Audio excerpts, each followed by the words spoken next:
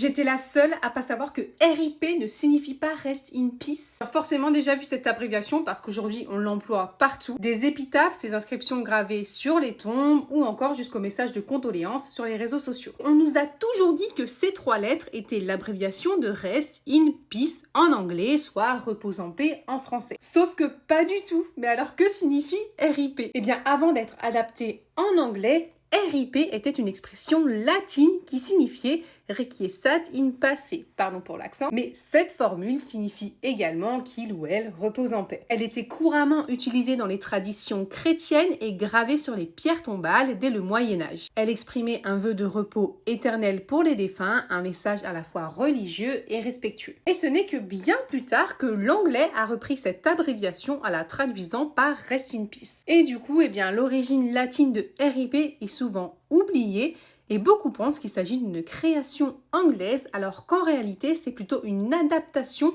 d'une tradition bien plus ancienne. Alors, est-ce que tu le savais ?